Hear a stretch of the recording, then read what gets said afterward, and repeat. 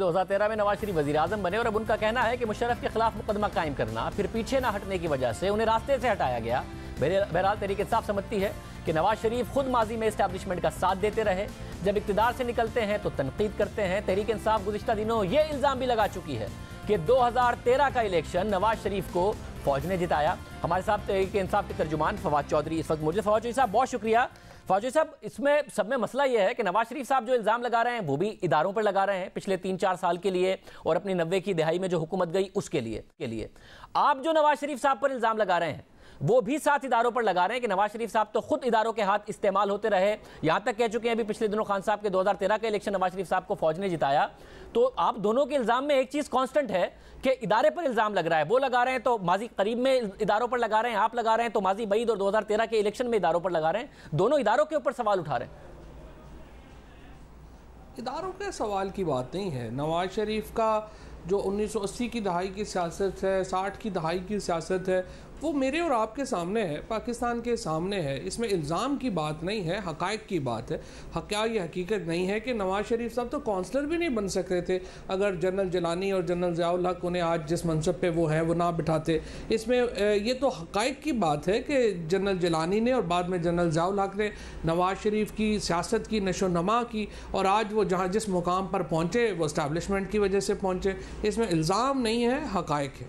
तो फिर 2013 के इलेक्शन तक भी आपकी पार्टी कहती है कि वो इदारे पर इल्जाम लगाते हैं कि उन्होंने इलेक्शन जिताया, तो क्या काउंसलर नहीं बन सकते थे 2013 में भी नवाज शरीफ साहब? हालांकि उससे पहले 2 दफा बन गए।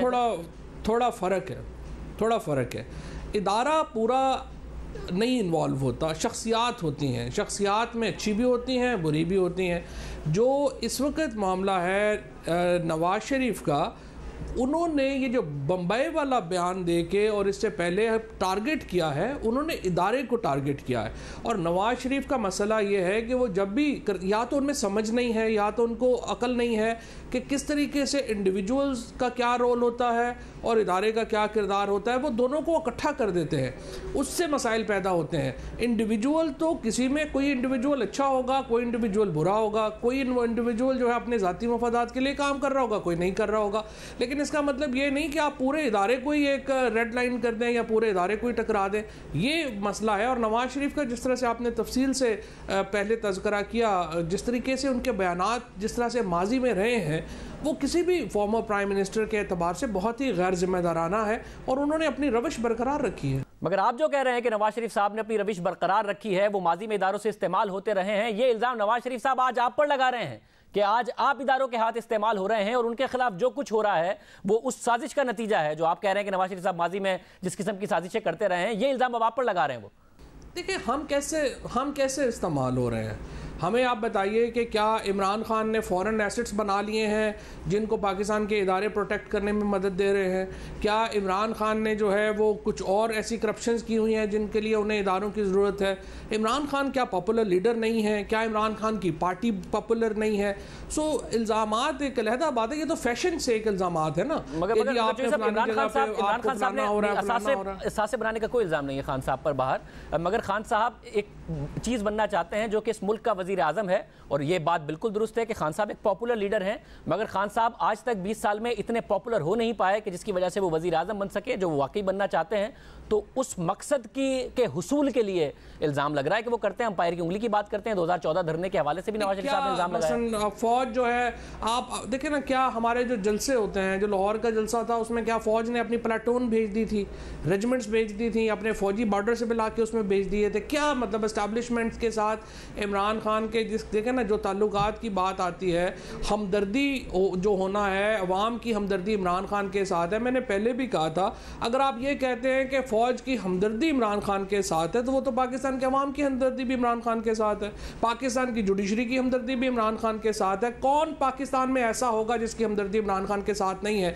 जो पाकिस्तानी है, जो नेशनलिस्ट है, उसकी हमदर्दी इमरान खान के साथ होगी, क्योंकि ये जो जोंकें पाकिस्तान से 1988 से चिमटी हैं, 1985 से चिमटी हैं, हर ट्रू पाकिस्तानी की ख्वाहिश है कि इनसे जान छूटे। 2014 के धरने में इमरान खान के साथ हमदर्दी थी इमरान खान साहब के साथ 2014 के धरने में?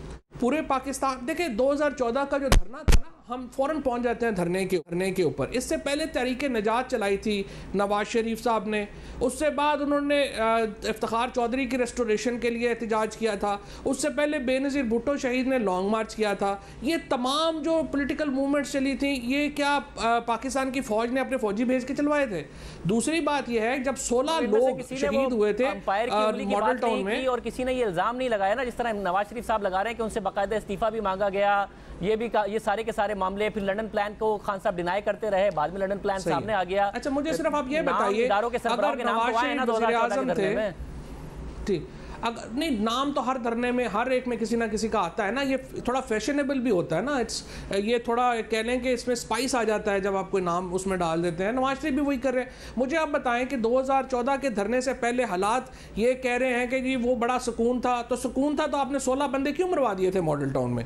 नवाज शरीफ अपने गिरबान में भी तो झांकें ना, अपनी गलतियों को भी तो देखें। उससे पहले आपने वादा किया कि 4 सीटें खोलेंगे, आपने नहीं खोली, आप मुकर के बाद में जाके अपनी गलतियों पर। जिस दिन नवाज शरीफ साहब, आज आप नवाज शरीफ साहब से 2 सवाल निकाल लें, उनसे उनकी प्रॉपर्टीज़ का और पैसों का ना पूछें, फौज भी सही है, जुडिशरी भी सही है, मुल्क में जमहूरियत भी बहाल हो जाएगी, पाकिस्तान इंटरनेशनली फर्स्ट वर्ल्ड के साथ पैरेलल चलना शुरू हो जाएगा। बड़ी सिंपल बात है। एक अब सिर्फ वो डील तलाश कर रहे हैं ना, अब उनका गिला क्या है? साकिब निसार साहब बात करें ट्रायल जज से और मेरी छुट्टी करवा दें, मेरी जान खलासी करवा दें।